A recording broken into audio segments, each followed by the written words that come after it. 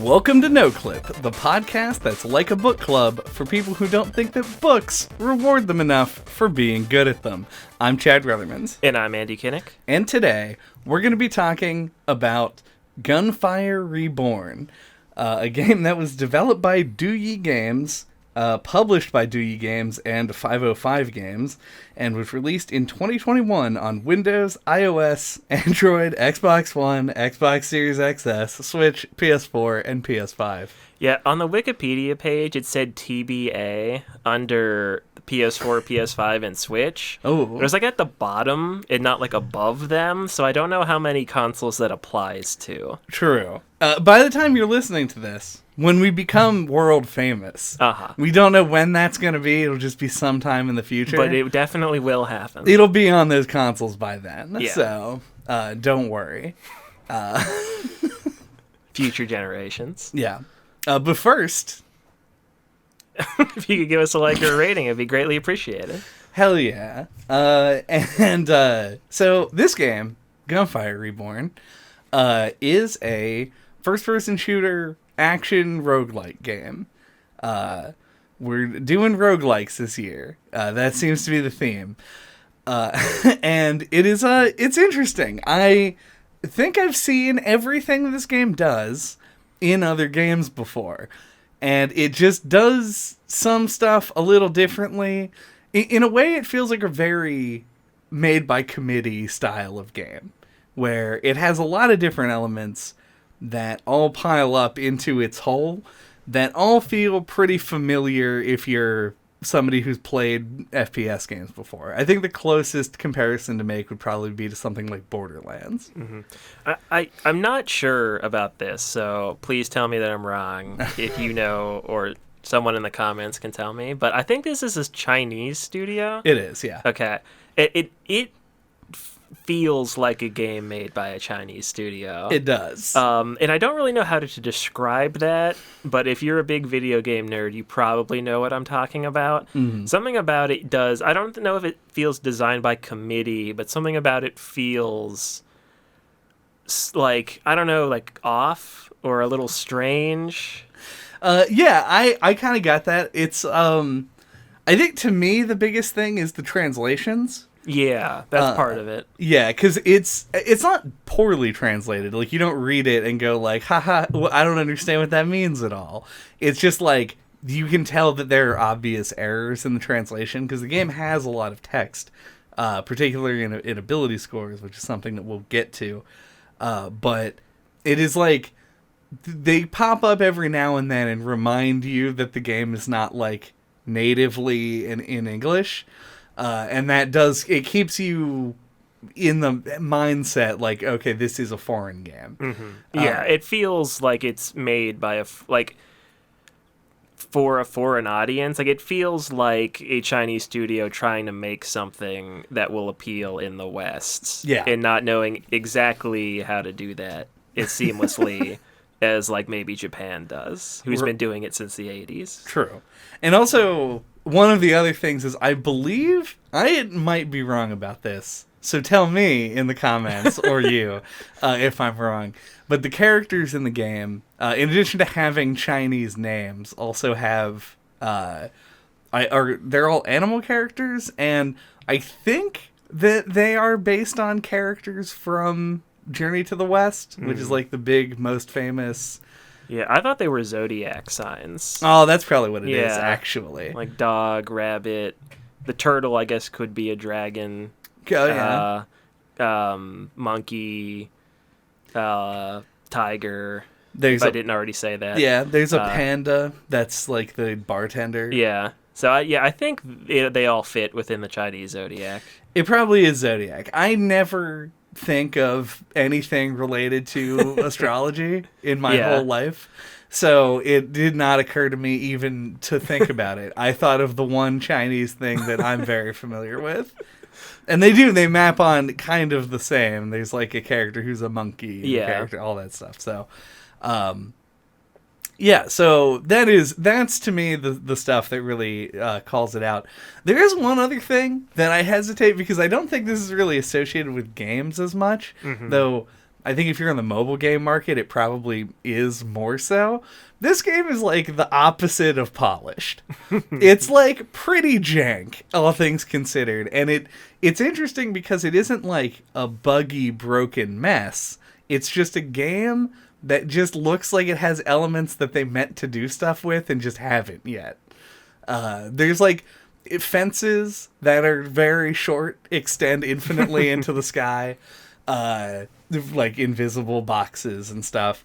And yeah, the translation errors, the menus feel very bare bones, that kind of thing.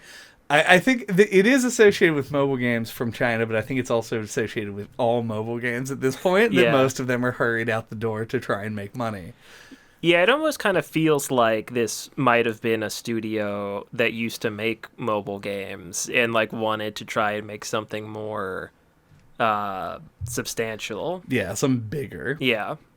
And I say that now. I want to like get ahead of it because I do want to talk about this stuff, like some of the presentation aspects, like the stuff that a first-time player is going to see when they jump into the game.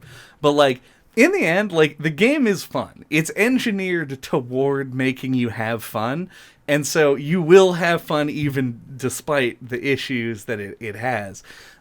In fact, I'm pretty sure that's all the game cares about, is funneling you into doing a bunch of stuff with your friends. And then everything else is what falls by the wayside a little bit. Mm-hmm.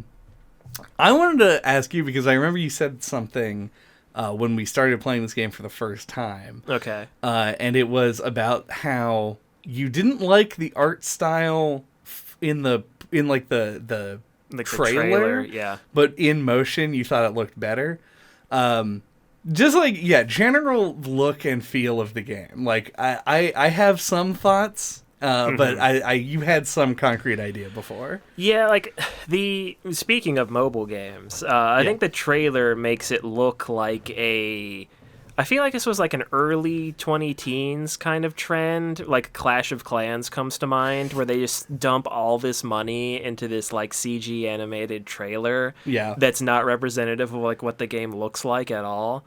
It had that kind of energy. It's not as big of a difference, but like it looked unappealing. There's something about like whoever they got to do the trailer, I don't think translated to look very well, in my opinion. Yeah, like in game, I think it looks pretty nice. It has this cartoony art style. All the characters are very like short and squat, kind of cute, and yeah, and it has this kind of look. I don't know if this has a name, but like you can kind of see that things are made of polygons. Yeah, but it feels like a style choice. Like I know I've seen it in other things, like it's intentionally done, and I think it looks good with all these like cartoony animal characters. Right. Yeah, there's a really stark contrast between obviously the main playable characters, and we've talked about this in games all the way up the echelons of AAA, like Final Fantasy X, where obviously the main characters got a ton more attention than some guy on the street with his butt cheeks hanging out, which is every character in Final Fantasy X.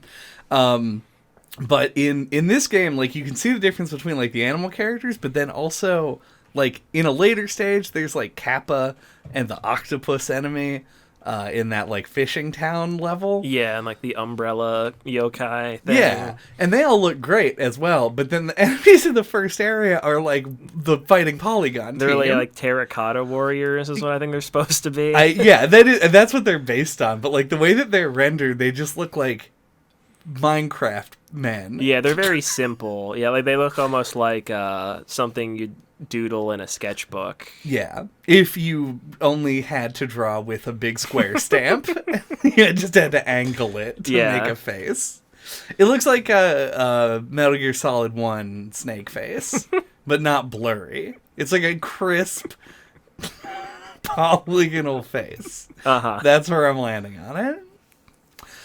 Yeah, and personally, I find the art, like, I think the whole look of this game is, like, boring and bland, bordering on cool. Like, the animal characters and the enemies have, like, a cool look to them. And it's like something that I want pushed a little bit more. Because how it is right now, I feel like it ends up sort of blending in, and you don't really see the characters that much in gameplay. So there's part of it that I really like. I like what they're going for with the design. Mm-hmm. It's like zodiac symbols, but cute. Yeah. And I'm fine with that. But yeah, there's something, I just wish there was like a little bit more, but I realize it may be asking too much of this game. No, I know exactly what you mean. Like I like the environments are very much just like stock video game environments. Mm-hmm. First one's like a dungeon full of traps. Then you got desert, fishing town. Well, that one's a little bit weird because it's got like weird yokai monsters in it. Yeah. And then you've got Snowy Mountain. Mm-hmm. With polar bears and stuff, like you would expect. So, yeah. Like, I think the characters have like a nice cartoony design, and I think it makes you like kind of expect maybe a little bit more like creativity in the levels or the enemy design. And it does lack a little bit of that polish that makes it feel all like cohesive. Mm-hmm. Because the enemies in the first stage really stand out. It's weird that it puts that foot forward because they don't feel like they belong to the same game as everything else. Like I think like the enemies from the desert and like the Snowy Mountain feel like they're from the same game. Right. But then the fishing town and the terracotta warriors. Yeah, the terracotta dungeon feel like they're from separate. Just entirely different media completely. And from each other as well. It's not like there's two games here. It's like you've got Yokai Watch and the Terracotta Dungeon and Gunfire Reborn. It's like 3 games in one, really. I apologize right now for going off on this tangent so early. Why are rabbits... well, okay, why is not a good question. Rabbits are a sex symbol, seemingly. Because of Playboy. Yeah, and because I guess rabbits fuck a lot. That's a thing about rabbits. I'm sure that's why they called Playboy. Yeah. Or made the logo a rabbit. Right. So I guess the question has been answered culturally for decades. We found the point of origin. Yes. And now I think we've gone the other way and found the one where you just stop doing it. Because it's 2023 now, and it's extremely weird. Because I just had to mention it, because all the character designs are really good, except for that stupid rabbit. Who just has, like, tits for no reason. Yeah, who you were playing in the capture footage. Yes. So it'll be on screen. If you're watching on YouTube, you can see. Yeah.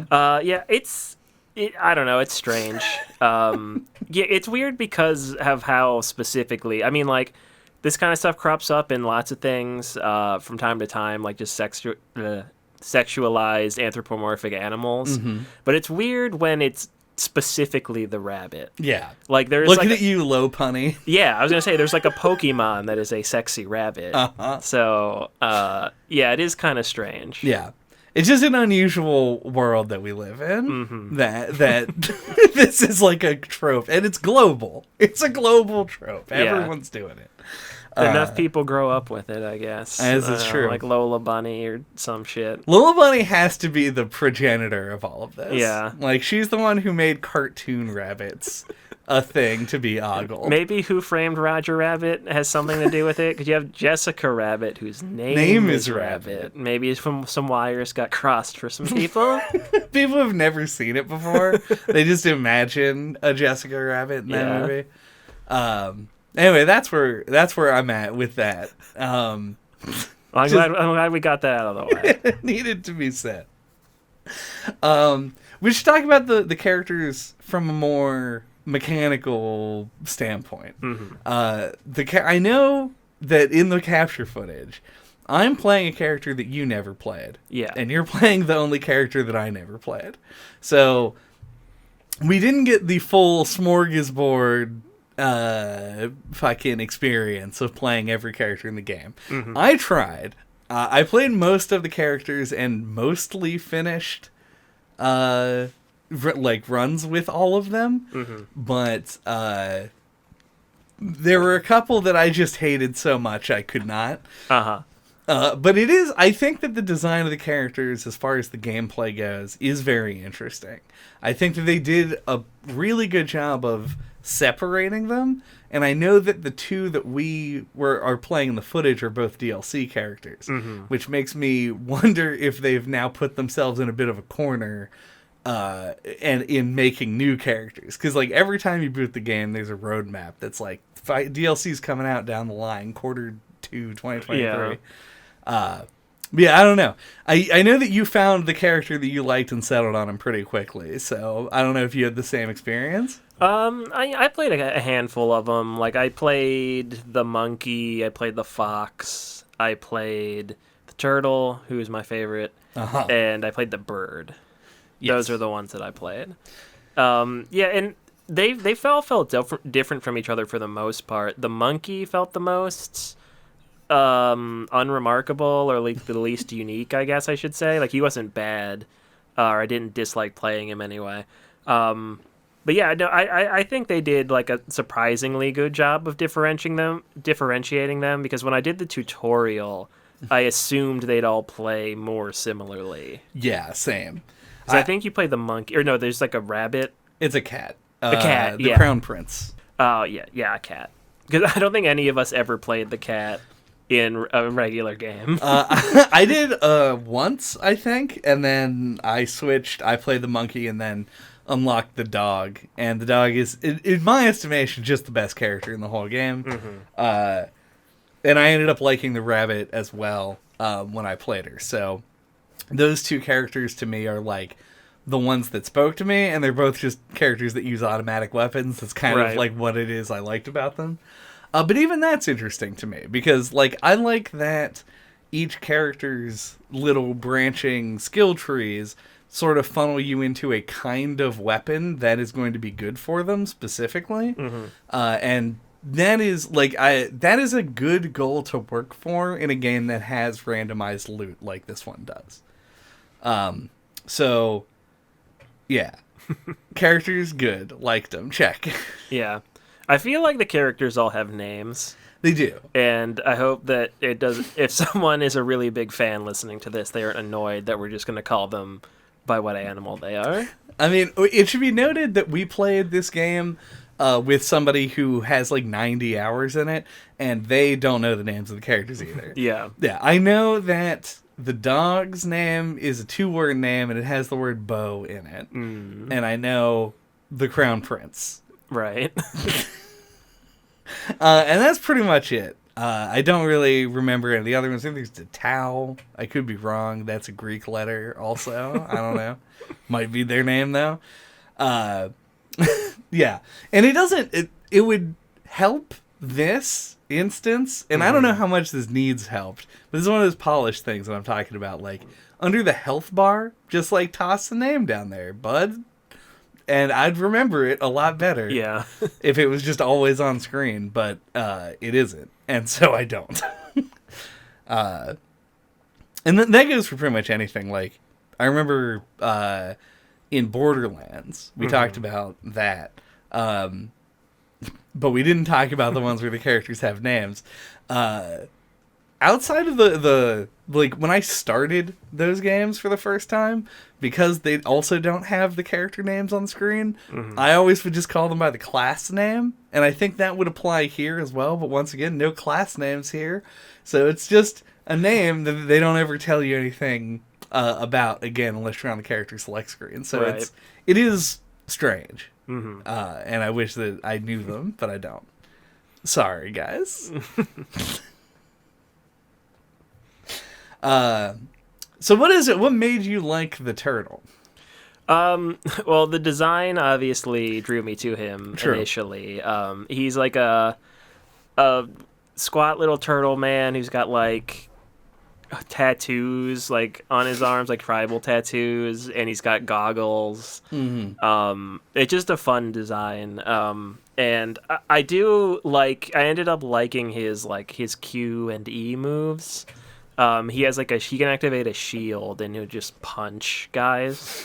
And I do tend to like a character that has like a melee option in a game like this. So Yeah, he just felt kind of natural to play to me. Like, to switch between, like, shooting and melee is something that's easy to wrap your head around, and having a Yeah. shield is nice. Yeah, the shield does that. I should unlock him eventually, but I right now no current plans to do that. Because the two DLC characters for some reason cost the game's main currency, which is That what we you can use to level up. yeah, which we can talk about if we'd like to. There's this game is a roguelite game. In the truest sense of roguelite, where the more you play it, it becomes vastly, vastly easier. And it does the Hades thing where after you have finished leveling, you can then the game can just get progressively harder and harder to keep up with the challenge. And it basically just makes it a big race for big numbers that it doesn't really change too much about it. I think probably the biggest disappointment to me was after the first level of what's called incarnation in the game.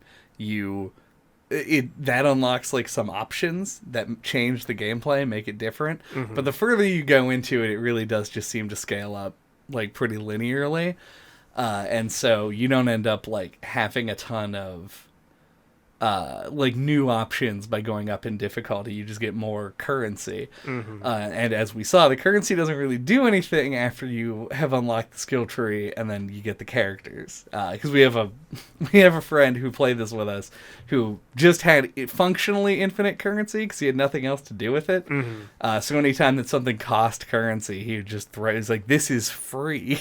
Yeah. And I think getting to that point is a little bit strange in a game like this. Yeah. It also, I feel like, yeah, I know it's a roguelite, so you don't want like a run to last too long. Mm-hmm. But like once you've like beaten it a couple of times, it feels like very samey mm-hmm. to go through the levels over and over again on repeat runs. Yeah, I think the way that they do the roguelite or the level design part of it, and I know I said we were going to talk about the skill tree, but I'm kicking that can down the road. Mm-hmm. It seems like what it does is they load you into the same map every time, and then it just changes what pathways are open. So it's not as, like, it's more random than Curse to Golf was, but it's less random than something like Hades is, mm-hmm. where the rooms, there's like a bunch of different combinations of rooms. In this one, it's like 4 rooms per area, and then 4 areas per biome, and a boss. And something like that, yeah. Yeah. And so there's just not a whole lot of differentiation between it. I had fun just experimenting with different builds and stuff, mm-hmm. but I do worry that the game will lack legs for somebody who's looking to put hours into it in the way that you could Binding of Isaac. Yeah. I'm an outlier. Mm-hmm. I don't like to dump a ton of time into a multiplayer game, but like I feel like it feels like a game that definitely doesn't have legs to me. Mm-hmm. Like I just feel like the point at which it would just start to feel too repetitive would come too fast. Yeah. And there's other barriers to that I don't want to dive into now because I don't want to dump everything out right here. Uh-huh. But I think that in the end is going to be what I think is the biggest problem with the games. I feel like it does not vary itself nearly enough. But yeah, you have to make runs a bunch. You got to do a bunch of runs to get cash to level up. And that's good. You should have to work to get all of the stuff, but as you said, the progression does start to get a little bit repetitive. Mm-hmm. I think that talking about the skill tree is interesting because it's a big skill tree, and then there's a tiny little baby skill tree for each character, and the baby skill tree with 5 entries in it. It's just a linear line. It's just a straight abilities, line. Yeah. And they have way more impact than anything in the big tree for like most of the game. And it's weird because you only have 1 currency. And so whenever you complete runs, you get currency, and then the currency can be spent on the baby skill tree, on the big skill tree, or to unlock characters. And then there's ways to pay it for mechanics later, but I'm not worried about that. Is the currency called souls in game, or is that just what we were calling it as a joke? Because I never quite knew.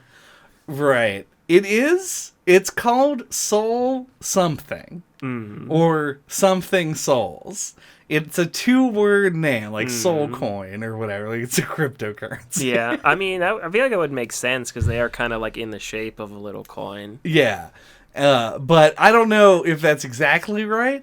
But obviously we just called them souls because it's easy. Yeah. And we've been calling currency souls for Since 12 years 2011 now. or whatever.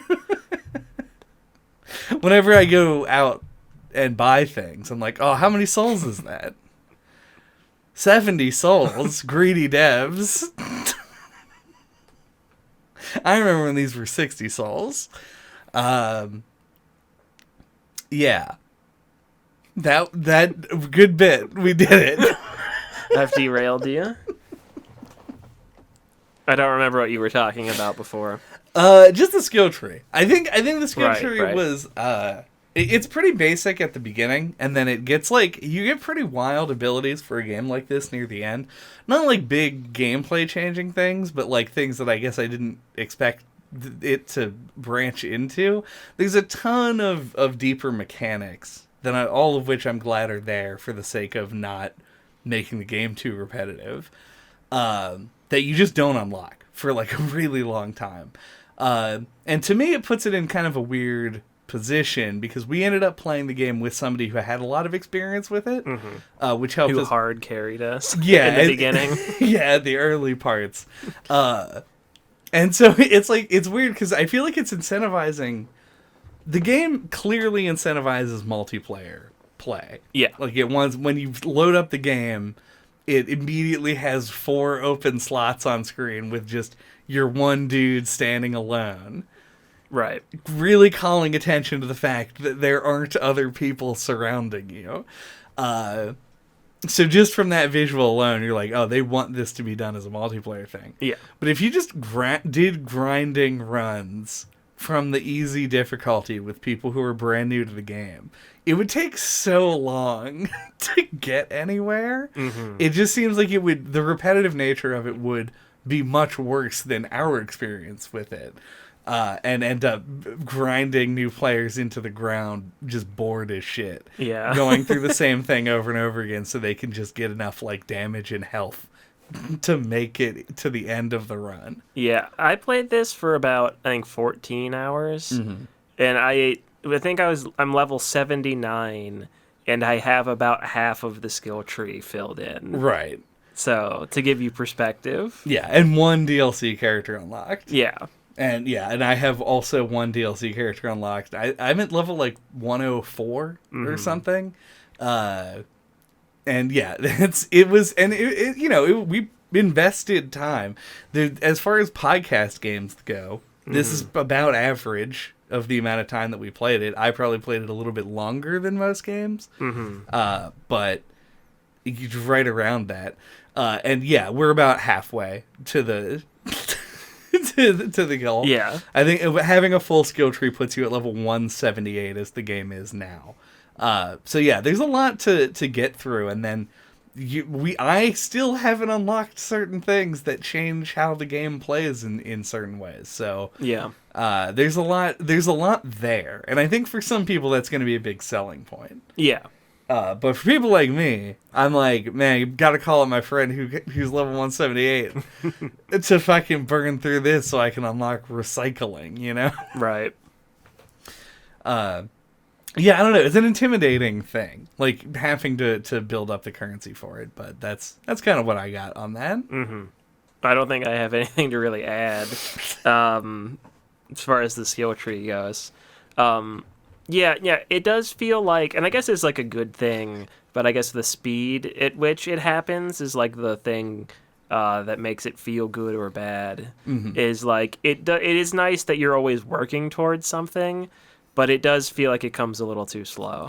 Yeah, I think just specifically the stuff at the end of the tree, for me, it should be cheapened and moved up a little bit, and then put very more minor improvements at the bottom. Like, you have to get like into the 60s in levels before you unlock inscriptions, which are or rare inscriptions, which is just better guns. And like, for most runs on like the second difficulty or higher, you need a good weapon to get there, unless you were just hard built into using skills. And that's the other thing, is that you have to forego leveling up to level up your character.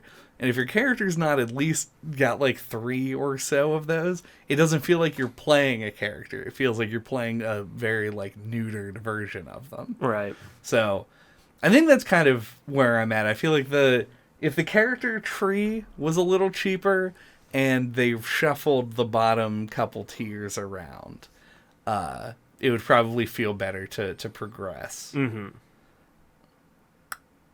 that's the end of that. So one thing I wanted to touch on that I guess is kind of related to this is we played mostly with other people while playing this game, but we did play once just the two of us. And it turned out we couldn't make it. We couldn't make it even if we tried. You and I. But the amount, it's so much harder with just two people. And I know there is an ability, apparently, you can get that makes it so you don't take damage when you revive somebody. But we didn't have that ability. Right. And we died a bunch trying to res each other. Yeah. And I feel like that's so lame. Like, if that's like an ability you can get, I feel like it should be an early ability to get, because like, especially like the early game is when you're gonna need that the most. Or, I mean, I guess not necessarily, but like, that's the thing that's gonna like help people get into your game. Right. Is if like, you know, if you start a run and you're playing it for like 25 minutes and then you die trying to like revive each other. Like, that puts a bad taste in your mouth. Yeah. What the ability does specifically, just in case there are any pedants in the audience, is it makes it so that if you take lethal damage, your health stays at 1 while you're reviving. So, and it is helpful to have and does work. I now have the ability. It's nice. But I agree. Otherwise, I think that the difficulty is scaled in a bizarre way that is really antithetical to solo play, because in solo play you get 1 revive, and if you use it, it costs currency, right? And if you don't use it, you just start over, which is more like a traditional roguelite. Right. This game allowing revives in itself is like that's a thing that isn't normally there, or it is like on a skill tree. This is just unlocked from the beginning. And so when you're playing a multiplayer, the longevity of your play is greatly expanded. Just having 2 people and being able to pick people up. I think the problem is that the game's punishment for dying is both too lenient and too harsh at the same time, and it needs to converge to a middle ground. Because if it should either be pretty easy to res people, and they revive at the end of a room if you don't save them. Or if somebody dies, they're gone, and also like it makes the other players weaker or something, so that there isn't a period of time where somebody's playing and then other people are not playing and are just watching. Because that's the most feels bad that it can get. Like, if you die and then somebody moves on, and you have to wait for them to either res you from a merchant, which can happen occasionally, or complete a stage and a boss for you to come back, there's a lot of just sitting around for that player. And I think there needs to be some kind of like movement on one side or the other, because it sucks ass to die and not get resed. Yeah. But then it also feels anticlimactic to like just constantly be picking each other up. It's what the downstacks system is for. Right. But I think it takes so long to like get to the point where somebody can't res you that you sometimes end up in those death loops where you're just like, hold on, now I'm dead. You keep dying, in a chain. Yeah, I think that's a good call out. Yeah, it stood out to me so much because like playing with like 3 or 4 people, I felt like we only had like maybe 2 runs I can remember that we didn't beat the game. Yeah. Once again, we were being hard carried by people who've been playing it for a long time. But like even still, I feel like even if it was just me, you, and 2 other people who were also new to the game, we would have made it way further with 4 people like each time than we could with 2. Yeah. Yeah, like I have beaten the game solo on the lowest difficulty and not I actually came to me tantalizingly close on elite. And that just meant getting to the 3rd stage. I normally just get walled by the second boss. Yeah. In elite, and it's like to me it feels like it's skewed so heavily to multiplayer. Oh yeah. Like solo play is a nightmare before you're like completely leveled up. So getting there so low, if you didn't play with anyone ever and you wanted to max the skill tree, you would be playing this game for a decade. Like it would just take so long. Yeah. And then only then would you be able to consistently beat runs. It feels very skewed, and I think that the death system is a big factor in that. For sure. Oh no! I've fallen. You're gonna need to come over here and pick me up so that we can keep playing the podcast after the break.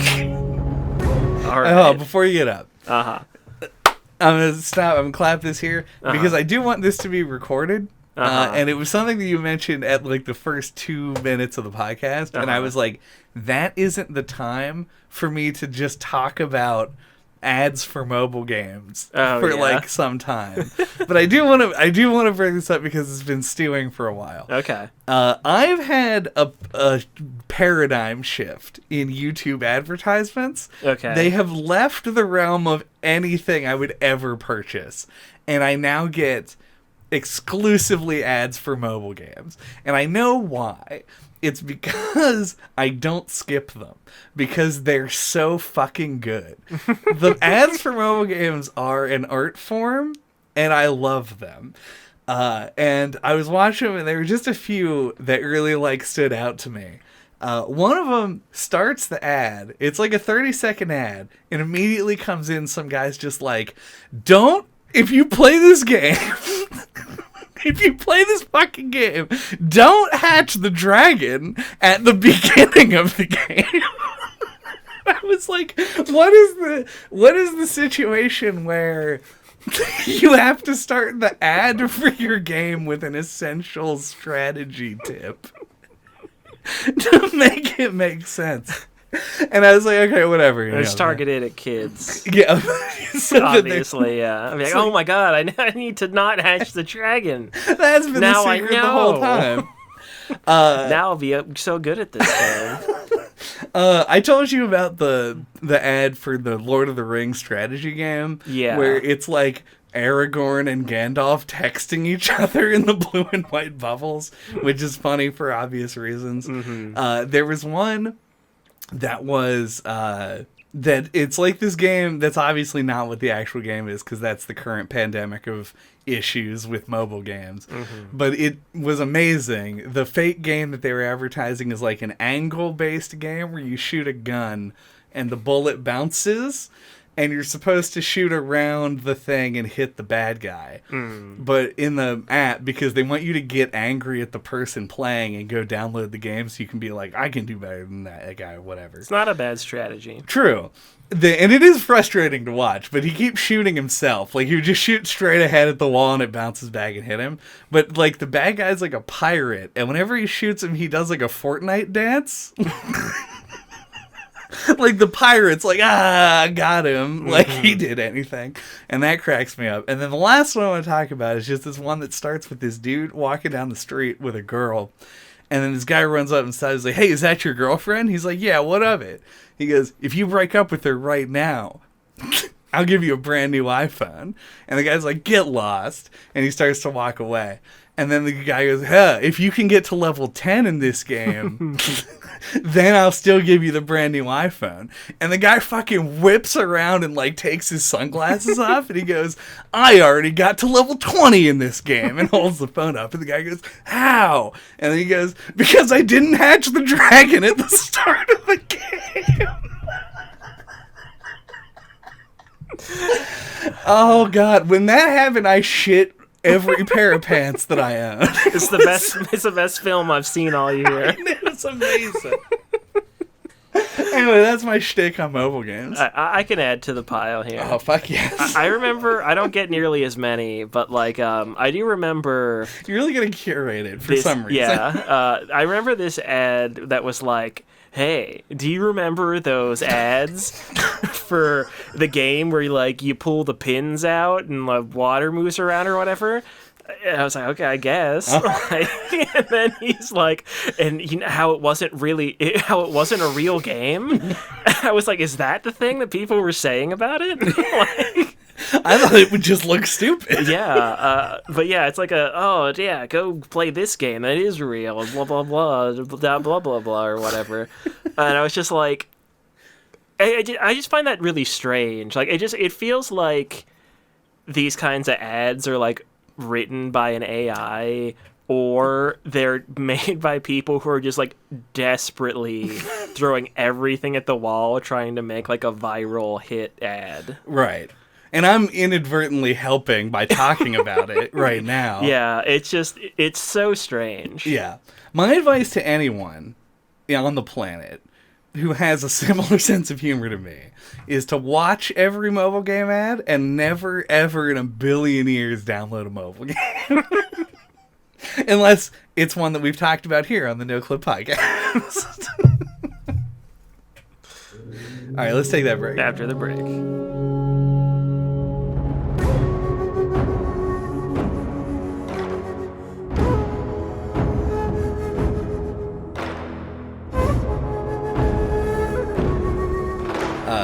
But I guess it just makes sense because people are excited to play it on the weekend. Mm-hmm. Anyway, welcome back. I'm just going to cut in on people are excited to play it on the weekend and just have them figure it out. What were we talking? I felt like there was something we were talking about at the beginning of that long tangent that I thought should go in, but then we went into stuff that I thought should definitely not. Anyway, it doesn't matter. These are problems for future Chad. These are. So anyway, welcome back to the podcast about Gunfire Reborn and not about games from 1983. Mm-hmm. We should talk, I guess, a little bit on the second half of the whole entire podcast about mechanics. Yeah, about shooting with guns. This is a first-person shooter, and we've been playing them more recently. I feel like, maybe not like super a lot more, but on occasion we'll do a shooter. Yeah, it's not like it used to be, where I was afraid I'd have nothing to say if we talked about a shooter. Yeah. And this game, I made the comparison earlier to Borderlands, and I think that it fits in a couple of different ways. And in terms of the actual shooting part of it, I think that similar to Borderlands, the guns have a sort of numbers-centric approach to them, more so than a like game feel approach. Yeah. I also wrote down it feels a lot like Borderlands and a lot like Diablo, like a loot shooter. Yeah, if that is the appropriate term. I think Borderlands coined the term looter shooter. So you were off by 2 letters. But yeah, like I don't know how much I'm on record saying this, but like I don't really like the Diablo style loot system. I don't know if that's a hot take or not. But, stay tuned for when we might do a Diablo game. We will eventually. Yeah. I feel like in the beginning it's something that can actually be beneficial and like help you learn the game. But like after I just feel like it gets so tedious and so old so fast to like every time fucking 5 guns explode out of something. You have to go around and like look and read the description to everything. It's just like in an action game where you're running around and shooting stuff, like it just gets tiring. You have to like stop and read all these descriptions and compare, and always being like, is there a better gun? And then like if you do find a better gun, you're like, well, fuck, like this one is already +8, and now I had to start over with a new one at whatever it's at. I don't know. Yeah, it just feels kind of clunky to me in like a shooter. Yeah, it makes more sense in an RPG. Yeah, the Diablo system, and if you haven't played, have you played 0 Diablo games? No, I haven't played it at all. Okay, in the early Diablo games, they had a backpack where you would pick stuff up, and then your backpack would be full. And then you'd go, oopsie, now I have to figure out if I want to keep the stuff that I have or throw it on the ground. Yeah. And then as the games had progressed, that became more and more lenient. Like, you still fill your inventory, but you can pick up a lot more stuff in more recent games.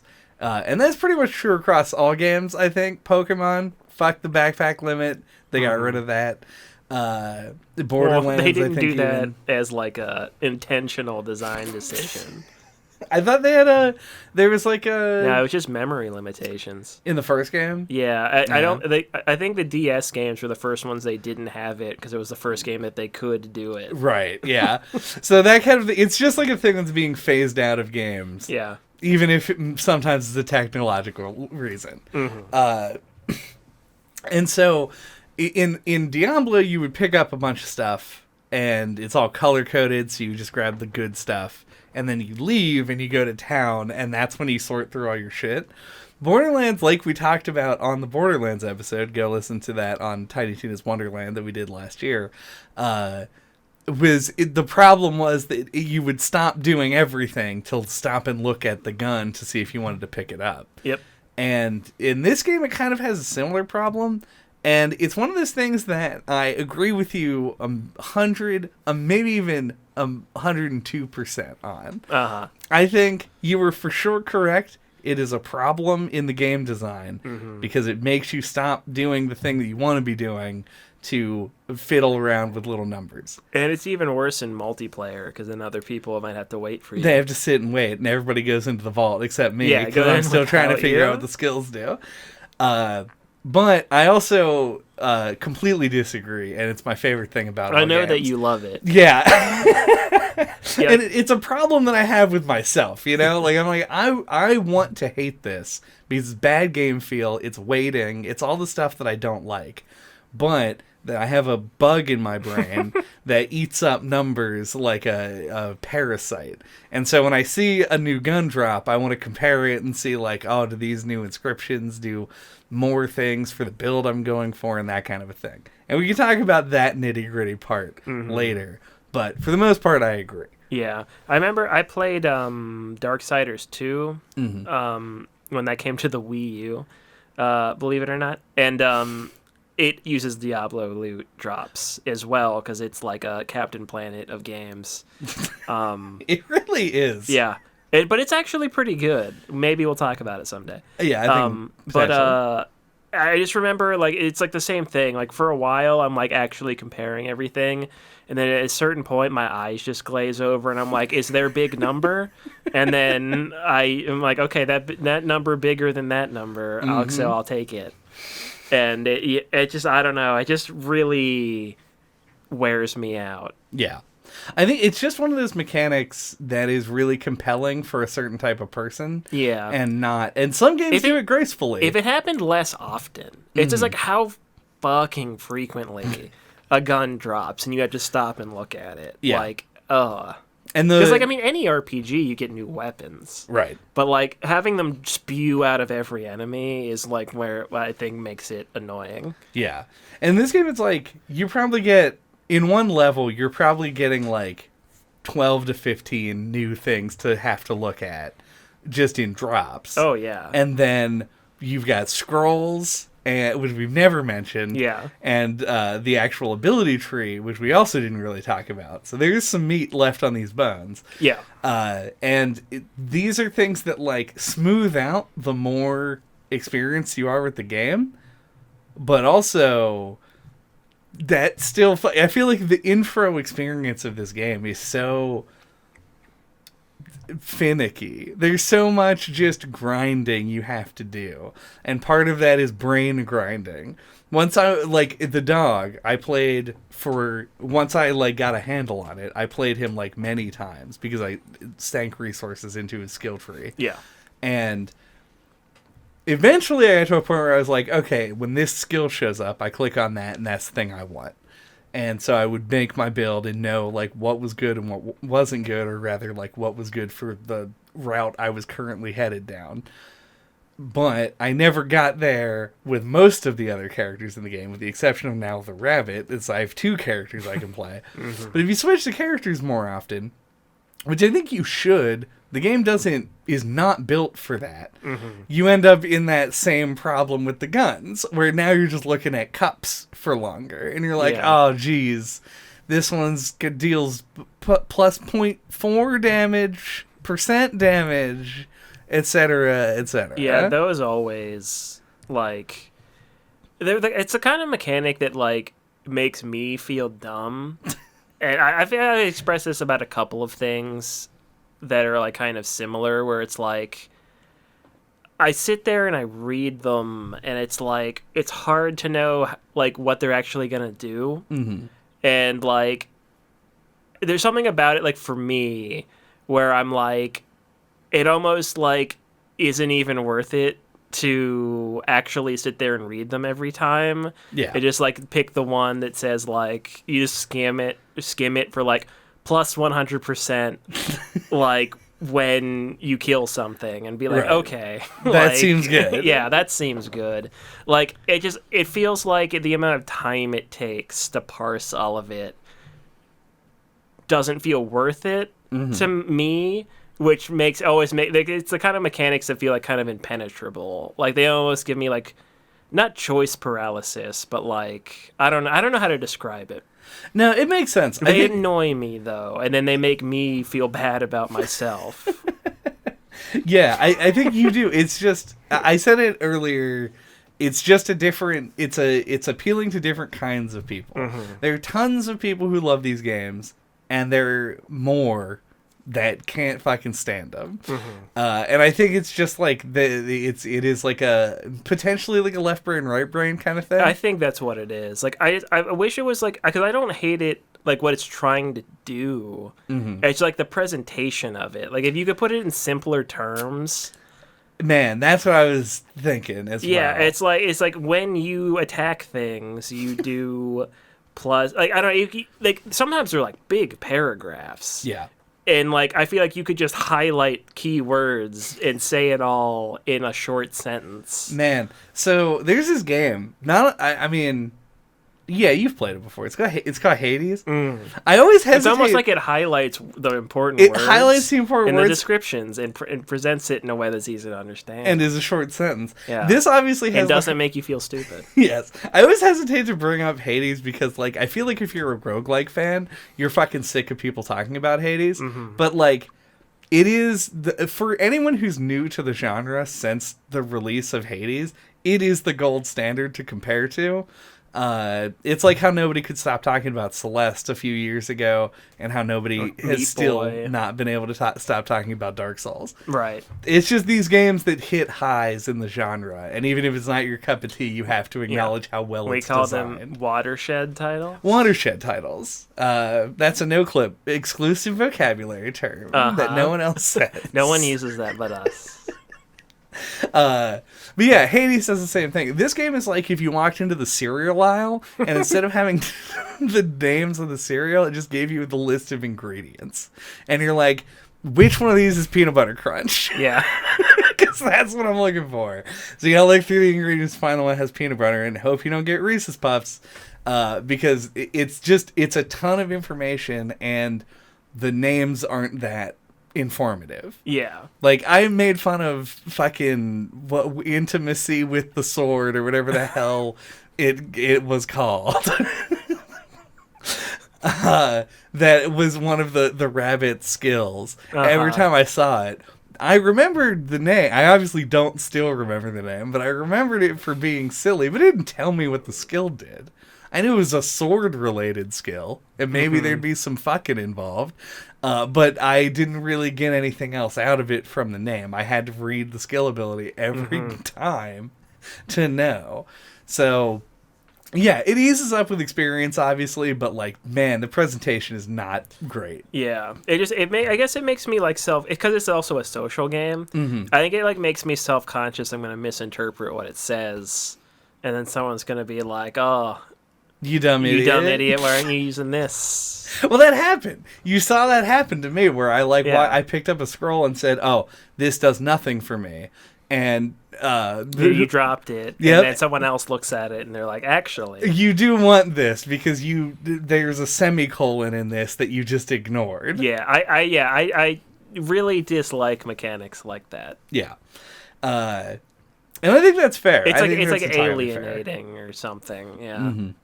Yeah, if you're not a person who gets down with that, because that is like the reason I play the game and have still been playing the game and want to continue playing the game is because I love making those little A to B connections. Yeah, and where I'm like, oh, this skill works well with this other skill, and if I'm focused on this particular thing, it gets better. Creating synergies. But the onboarding experience is so rough, and if that's not your cup of tea, it just isn't ever going to be. Yeah, I feel like I could get into that sort of thing if it doesn't feel like I have to take a test. Yeah. Every time that I come across one. But even like to a more limited extent, like we talked about on the Persona 5 episode, JJ and I spending a bunch of time trying to like min-max the personas in the White Room or the whatever it's called. The Velvet Room. The Velvet Room. That's a little bit different. That one I feel it's more like, at least to me, which once again, left brain, right brain, I'm the more creative one, and like most of my friends are the opposite of me. We're all logical robots. I'm right in that's the more creative one, right, brain? Oh, I have no fucking idea. Anyway, if I'm wrong, take a shit on my face in the comments. Yeah, I'm too left brain to know what you're talking about. Yeah, but yeah, to me, like the appeal of that's more just like a pure experimentation thing and less of a numbers thing. Maybe you disagree with that, but like for me, like it's not that I don't like doing that kind of stuff. It's just like the appeal wears thin really fast for me. Right. And like they have an option which is amazing in Persona 5 called Fuse by Result, and it'll just tell you the best things you can make. And I was like, that's just what I always did. Yeah. And that's totally. I did it on occasion as well. It's like there's a difference in that, obviously, because there's a different end goal, I guess. Also, once again, there's just so many things you can combine. Right. It's like a quantity thing. Like I just like, oh my god, I don't want to sit here and like fucking put all these different Lego pieces together to see which one's the best. Yeah. That's very unappealing to me. Also, the auto build system in Xenoblade 3 that is like there as a necessity because there's just so many trillion things that you could potentially do. Yep. Yeah, I agree. And honestly, the presentation thing is a good way of putting it because I think like in my head, the thing about the game that's fun is like a spreadsheet, which is not fun in most people's minds. And it's because it is abstracted and becomes gameplay at the end of it. Yeah. But if you don't want to engage with that, it's just not going to be... It's just going to be the gameplay, and your gameplay is going to be suboptimal skill issue. Yeah, I don't know. But yeah, that is the thing. Because this game has character choice, which is pretty easy, because there's only like 6 of them. And then... skill tree, not the skill tree, the skills in the cups. Right. Those abilities, which there are a ton of, but you could technically read up on before. Nobody's ever going to do that. I've tried to do it. It gave me blitzball flashbacks. I was like, this is too much to take in at one time and try to remember. So I went to do it on the fly. And then there's the scrolls, of which there's like, I think 106 of them or something. There are a lot. It's a shitload. There's no way you keep all those in your head at all times. So there's just, it's a ton of combinations of stuff, and it's hard to keep track of all of it. is what For we're saying. sure. Yeah, but there is a type of person that's all about that, and you're kind of that person. Yep, and it's me. Yeah. When we first started playing this, like, you weren't like a duck in water, but I was like, oh, this is like exactly Chad's kind of game. Yeah, you're right. Yeah. And I was not at all surprised that you were like playing it by yourself, you know. Well, I had to me, I wanted to experience the solo thing for the podcast only, and not because I wanted to grind up any experience points to fill out the tree. That had no bearing on it at all, in any way. So what kind of guns you like? Man, this game changed me. It didn't. I just have a preference in this game. Changed me. In like 99.01% of games, slightly over almost all of them. I am a shotguns and, like, I guess bolt action, like single shot guns that do lots of damage and require marksmanship. And those are the two things I like. Very close up, very far away. Mid range, not for this guy. In this game, I only like automatic weapons. And I don't really know why that is. The launchers were fun, but I think, like in every game that has multiple rocket launchers, they fuck up most of them, and they feel like trash to use. Yeah. I'm not as experienced with shooters, but like I feel like I like mid range the best. Yeah, like I feel like, and I love a shotgun in like a survival horror, but like I any of like the multiplayer things I've played, I've never really liked shotguns. But yeah, I think a lot of it has to do with the gun feel. Yeah. The shotgun just felt like they sucked. It's like they don't, but they feel like they it. do. Yeah. And fucking weapon feel is a big reason why I gravitated towards the throwing knife weapons. Yeah. I don't know how weird or common that is, if they're any good in like the metagame or whatever. But like, I don't know. There's something about them and like how frequently they trigger the critical hit sound effect while you're throwing them, like in the pacing at which you throw them. And it's like everything about them was like the most satisfying thing in the game to me. So I just always would use them. Yeah. I actually totally forgot about this. I was going to mention it when I brought up the Borderlands comparison, because when I say that the games took a strong numbers focus on the guns as opposed to a game feel function, it's like this game actually does better than Borderlands, in my opinion, in terms of making the individual guns, like as you shoot them, feel impactful. Like the Foundry, like the gun that you start with, still feels chunky. Like it has a good sound presence. And like the headshot sound, like you said, like putting a headshot sound in a game, yeah, that is just a necessity nowadays. Don't think about not doing that. Because I play Overwatch as well. And all games should be the same. And every game should be exactly the same. We all know this. Anyway, continue. Yeah, because I also play Overwatch, and obviously they're a big company and have a ton of money to pour into this kind of stuff, and also did most of the work fucking 8 years ago when the first game came out. But like, all of the guns in that game feel satisfying to shoot. But that headshot sound is a dopamine thing. That's just human psychology. And I think that including a similar sound in this game is a direct attempt at like, it makes you want to play more because you want to get that same hit sound. So I think the throwing knives, the kunai and shit were fun to use for that reason as well. And I think, I could be wrong, I think that the tiger guy is supposed to be the throwing knives dude. He does sniper rifles. Yeah, he's a sniper. I don't know if the throwing knives count. No, they definitely don't count as snipers, but they do. They are critical focused weapons, as opposed to ones that just pump shit out. Yeah. But yeah, for the most part, the guns fall into the Borderlands mold, but I think a few of them don't. And even like it's in the same weapon class, like there's a sniper called the Lightning Kasana that feels like a wet thud when it hits something, and then there's another one that's called like the Fire Bolt.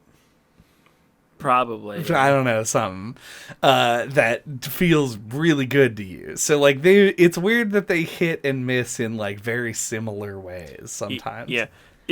I'm sure you experimented with more guns than I did, but it felt pretty similar to Borderlands to me. Mm-hmm. Like as far as like a lot of the guns didn't feel like the way I expect guns to feel in video games. Mm-hmm. Like you'll fire one like an automatic weapon, and it'll just kind of go like, duh. And like like it doesn't really feel like it's firing bullets. Right. Yeah. They all feel kind of weak. Yeah. Yeah. But this game does have a few every once in a while that will. Like I got this one crossbow that fired in spurts, and when it shoots you, it's gonna hurt. But like it would shoot like the sting. Yeah, it would shoot like 3 bullets, and then it would shoot a really big one, right? Like a charged up thing, and like that felt really amazing to use. Yep. Like I really liked that weapon. Like the big charge up shot at the end feels like how a shotgun's supposed to feel. Yeah. And that's the other thing. Like this is also a thing that Borderlands has been doing forever, which is just having guns that have like a weird quirk about them. Like it has a like fish weapons. Yeah, like the fish weapon, or like the kunai that you like. There's one that like bounces all over the place. Yeah, it bounces off the walls. The fire one, some of them will do that too, where they'll kind of bounce off the walls and like little fireworks will shoot off and stuff. Yeah, like crazy shit like that. And some of them are mechanically interesting. There's a shotgun. And I could just not be experienced enough to have seen this before, but I've never seen this mechanic done where it's a double-barreled shotgun that fires the first shot when you click, and then the second shot when you lift off of the click. So when you unclick, right, it fires the second shot. When you finish the click. You finish the click. Yeah. And it's actually really cool to use. Like it's a different way of physically playing the game than you're used to. And when the game did stuff like that, it really drew me in. But otherwise, like, I don't know, the guns are medium. They, especially with me, like, I was using characters that used automatics, and they all feel pretty similar. Yeah. Yeah, it's just a mixed bag. I think you were saying that earlier. Yeah, like, there are some that are really cool, but I think the majority of them are just kind of, like, feel interchangeable. Yeah. I think that's fair because most of them kind of do fall into that camp. But there are, the ones that are special. There's the one, I can't remember what it was called, but like it was like a little monster that you fed fish to. Oh, that's hell. Yeah, that's what I thought, but I wasn't sure. Like, that's so cool. It's great, yeah. It has great sound effects. Yeah, it takes way too long to reload it, but it's pretty awesome. Yeah, the shtick with that gun, which I also like, is a thing that other games have done, is like you load, but you can stop reloading at any point and shoot with just that many in the chamber. You just throw one bullet in, shoot, throw one in and shoot, throw one in and shoot. Or just like reload when you have time. Yeah, exactly. And I always really liked stuff like that. This game has like a million different combinatorial fucking elements to it, though. Like I was using it on a character where whenever I dashed, it reloaded it, so I didn't have to reload at all. I would just shoot and then dash and then do it again. So it is interesting because the guns have different strengths and weaknesses that you can build around as well. Yeah, I think the one that I had, like the magazine was like 50 bullets. So he just had to sit there and throw 50 fish into its mouth. It was like the most annoying shit ever. That sounds incredible, actually. I would like to do that. I mean, it was funny. Yeah. But yeah, so that's the thing. Like, there are some weapons that really stand out, and then others that feel less. And it feels like there's some that have gimmicks that are just sort of glued on to try and make them stand out that don't really work. There's the Star Devourer reloads when you stop firing it.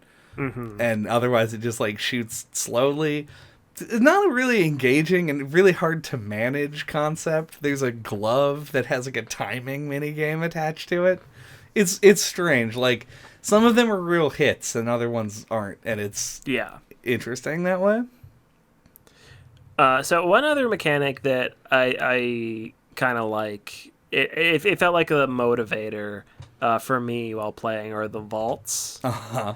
I think it's cool that you have to activate them. It's like a pretty simple thing. Like you just have to notice like a little spot on the wall and shoot it. Mm-hmm. But like I found that like fun to look out for, and I liked them like when they were like boss fights or like other things like that. But like there are rooms that are like trap rooms with big rolling boulders and stuff, or platforming challenges. Yeah, we all knew that this podcast was leading here. Yeah, and I think that they're bad and terrible. Mm-hmm. Yeah, I don't know what anybody was thinking with the platforming ones. I mean, like, we've played Mirror's Edge. Yeah. We do a video game podcast. First-person platforming is cool, but it's really hard to do, and it feels like hot trash in this game. I would even say, I would go so far as to say that if first-person platforming was done well, I like it better than other forms of platforming, because there's a more like chunky, visceral feel to it than just controlling Mario running around. But hey, this ain't that in any capacity whatsoever.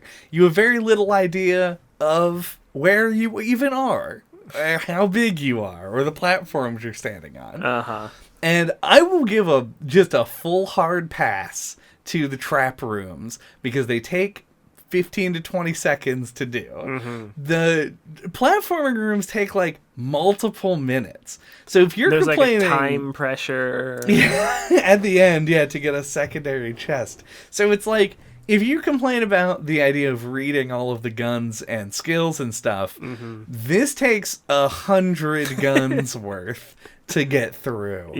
And it's so bad. And like you're playing with other people and you're like, they want to get the reward. But I when playing would just leave. I almost never got the second chest in the platforming rooms. And I'm me, Andy Kinnick, lover of platformers. Yes. It's that bad. It's so botched. It is the most scuffed thing in this whole game by a huge margin. And the trap rooms became much less of an issue when I played a character that had a shield. Truth. Oh, and when I found out the bird could just run through stuff. There's like stuff you can do to play around that. And the platforming stages, just to make it worse, in the trap room, you can think about, I'm the turtle. I activate the shield. I walk through the boulder. No problem. Sick. You used in-game actions to solve the room in a different way than intended. That's awesome. If you've been playing the game and picking stuff up and then you ended up in a platforming room, you can just be too fast. And it becomes way harder to do because now you have less control over, like precise control over where you are. And the rooms don't account for this. So fuck you for even playing the game.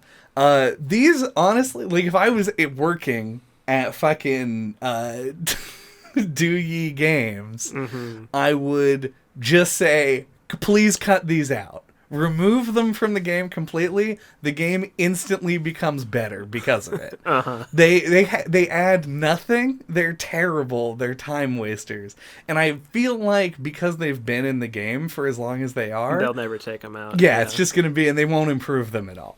Like, it just feels like that's going to happen. If they fix it, in when we're big and famous and you're listening to this in the future at some point, fucking good on you for being able to identify a shit mechanic and remove it from your game. And it's like not even like simple stuff either. There's like annoying jumps where you have to like jump around a blind corner. And that's the thing, like, because I said the game wasn't really janky, it was just unpolished. This is not. This is janky. It's got its pieces of jank. And this is the biggest piece. I would love to hear from somebody who likes this. I'd love to watch JJ try one of them. That's what I was thinking. If I hate this, is it possible for it to loop back around and he loves it? He's like, this is great. It's good because when you said that, I heard I would like to see a man die. I'd like to see someone kill themselves and lose a love of gaming. and never touch a video in that game order again. Yeah. Yeah, I don't know. It could Pac-Man Maze come around the other side, and suddenly he's like, no, it's genius. They're using the game's weakness of having a floaty, shitty jump in an unpredictable system in a way to make you learn to use it. Mm-hmm. No. If there was platforming in the main game, and so while we're talking about things about this game that are fucking stupid. Uh-huh. So the platforming doesn't apply to the main game. You do the platforming in the platforming zone, then you come back to the game and you have fun. Like, it's just two separate things. In the main game, there is one parentheses numeral 1 elevator with a button that you have to press to lift it up and down. Uh-huh. Why? Why is there an elevator? It's so confusing, because if you don't know about the elevator, like we wouldn't have if we weren't playing with somebody who's played 90 hours of the game, you just get stuck. Like, where am I supposed to go? Everything looks the same. Do I hit the lever before I get on the elevator, even after you've identified it? It's weird. It's real weird how they do these things. Yeah. It does kind of feel like each level was made by a different team of people. Yeah. Except for the second and third levels. Ones. Yeah. Those ones are okay. No, second and fourth. Oh, second and fourth, yeah. Yeah. But yeah, that's it. Fuck those stupid platforming challenges. The vaults as a concept, like you said, very good. But tried and true in the roguelike universe of being like high risk, high reward challenge room. Yeah. Yeah, but goddamn, some of them just suck. Yeah. I guess we've kind of talked about them a little bit, but like, do you have any favorite occult scrolls or further opinions on the scrolls? I think there's a couple. It's weird for me because there are things that I would never use because they're so wild that I like and would consider like favorites just because they go so hard. I think, yeah, this game does, and with the number of occult scrolls there are, it allows for extremes, and I like that they went there. I like the scroll that just takes away your shield and gives you double health, or the one that gives you 1 health and increases your shield. I hate that one. Like, I don't want to use them most of the time. Yeah, but yeah, it's cool that they're there. Yeah, it allows for a difference in play style, and there are some that I use to good effect. So, I wish that they were more clear about their implications, I think, in some cases, but for the most part, just good. Yeah. No, I agree. There's so many that it's hard to pick out favorites. Yeah. Triple Dash. I was literally thinking perennial favorite Triple Dash must be one of the best. When I first got it, I thought the one that when you dashed, it made a lightning bolt come down would be good, but like it's never relevant. Yeah. There's also one that just like pulses an element out in a circle, and that just happens so infrequently and doesn't do that much that it also just feels like a thing that is there. There's a few that are just very minor. Yeah. They're more straightforward. Presentation True. Better on those, easier to understand what they do. That is true, yeah. The lightning bolt dash one you could have and forget. Even though it makes a sound, it's just like it starts to fade into the background. Yeah, you don't see it. Yeah, it's always behind you. But yeah, I don't know. For the most part, I just like that there are other ways to build into specific things. You can sort of tailor whatever. I had a run where I was going like 70 miles an hour at all times, and it was a blast. It was like the most fun I'd had. So... And the more they offer that allows for it. And there's even a system that you barely got to play around with, I think like one game, where if you have a certain combination of like character, weapon, and then abilities or scrolls in a big list, you just like get 3 of them, it activates an additional special ability. They're called spiritual links. Oh, yeah. Yeah, and so those are really cool as well because it does sort of like let you It gives you other places to make decisions to Yeah. tailor your build for a specific reason. Yeah, more goals to work towards. More goals, more stuff to read. All my favorite stuff. Mm-hmm. It's like going for a duo boon in Hades. Exactly. It is like going for a duo boon in Hades. Now it's like a trio boon. Yeah. Oh, shit. Oh, snap. I do wish, if I had a note, I think that the fact that there are so many scrolls does make it impossible to... Be like, I'm going to go for this one. Yeah. You can't really build around scrolls. You can a little bit build around weapons, but you can't go in the way in Hades. I could say, I'm just going to get every Ares boon. In this one, you kind of have to... It's much more random. It's much closer to a traditional roguelike than the modern roguelite, where you can kind of like influence it a lot more. Mm-hmm. So, yeah. Do we have gunfire thoughts? All right. My gunfire thoughts are... this was like a fun experience, I think. It's a game for me that's carried a lot by the social element. I've never really been a huge online game person. I did not have like a good computer or internet connection when I was in high school. So like I didn't play World of Warcraft. I didn't play Team Fortress. I didn't play Counter-Strike. I didn't have those experiences that a lot of people my age did. So I'm not as like endeared to multiplayer games as some people are. But like I do enjoy them like whenever I get the chance to play them. And like it's kind of like I get like ferried on a little unfamiliar experience. And yeah, like I definitely made immediate comparisons to Borderlands, but like for the most part I haven't really played much stuff that similar to this. Mm-hmm. And yeah, like, and it was fun. Yeah, like I like the cartoony characters. Like I went such a long way having a friend to carry us through the game to make it less like frustrating. Like if every time we played it was just the two of us and we were dying the whole time, it would have felt like a chore to play this to me, personally. But I think like the core of this game that's there is good. There's some jank, there's some lack of polish, and things like that. But like I think the game's biggest problems are like it's maybe got too many things in it. Like there's so many abilities, there's so many scrolls, there's so many like upgrades and things. And maybe that's what they want, but like I think it would be, in my opinion, better if they could pare things down a bit and like maybe make like synergies between like scrolls and weapons and abilities like more clear. Like what scroll's good for specific characters with specific weapons. Mm-hmm. I don't know, they maybe color code some stuff. So it doesn't feel as much like you're just kind of like have to do the homework to figure out like what the fuck is good with, for what you're trying to do. So yeah, like, I think this was a fun time carried by the social element for me.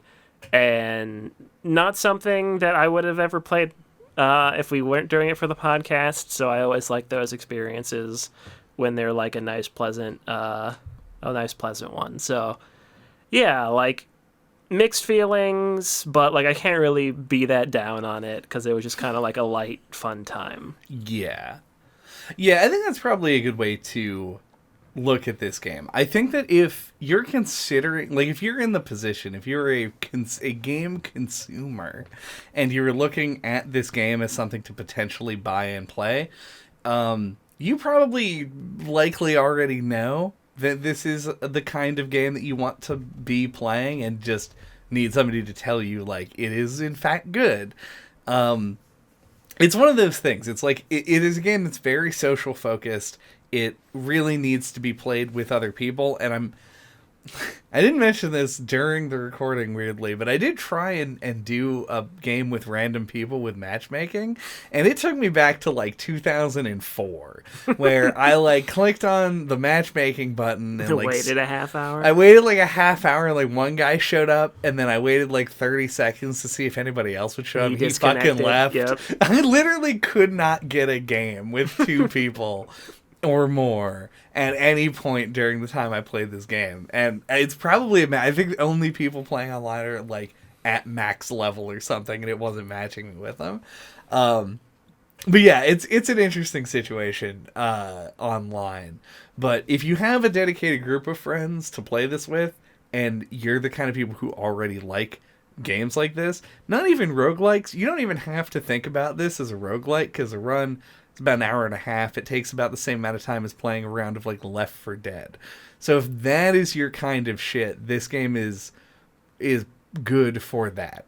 I think the presentation either needs work or just needs to stay how it is, and they need to really pour into gameplay in future updates like they seem to be planning.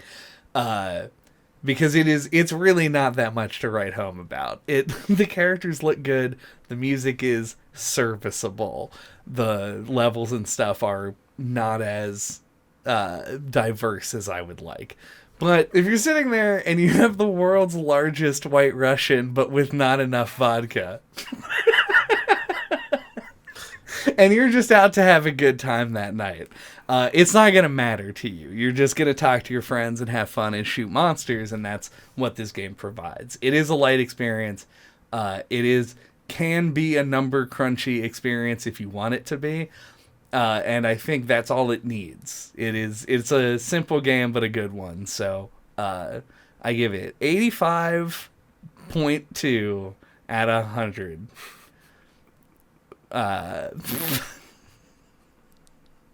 IGN.com. IGN.com. Thank you for listening to No Clip this week. What are we talking about next time? Next time, we're going to be talking about Shadows Over Loathing, which is the sort of sequel, not a sequel. Follow-up. Yeah, to West of Loathing. Spiritual successor. Which was in itself a spiritual successor to Kingdom of Loathing, which we didn't talk about, but if you want to, you can go listen to that episode on West of Loathing that we did. And it's very much a similar type of game. It's a straightforward turn-based RPG that with a bunch of items and shit in it, but this one's Lovecraft focused.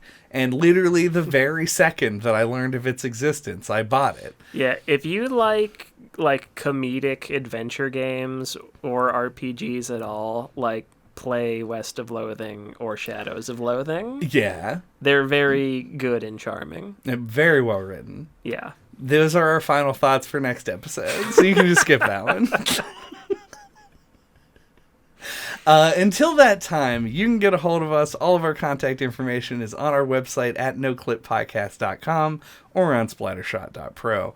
There you can find links to our email address, our Twitter account, our YouTube, and see all of our old episodes, including the one that we did on West of Loathing, on Hades, Tiny Tina's Wonderland, on Vampire Survivors shortly. Not out yet, be next week, but whatever. But you're listening to this in the future, as we established. Exactly, because most of the people who are going to listen to the episode are going to be after we become massively famous. Exactly, so, yeah. Get us to 100 subscribers on YouTube. that's going to be the tipping point. I know it. And so, tip that subscribe button. Tip your server. And drive safe. In the comment section.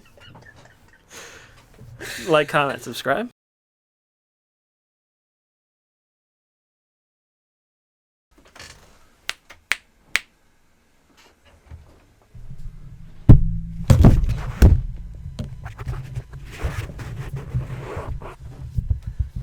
Got my brewski. Yes, Chad. No, you it almost happened. knocked stuff over. I did. No, it was all very stationary. Nothing bad happened at all. Oh, okay.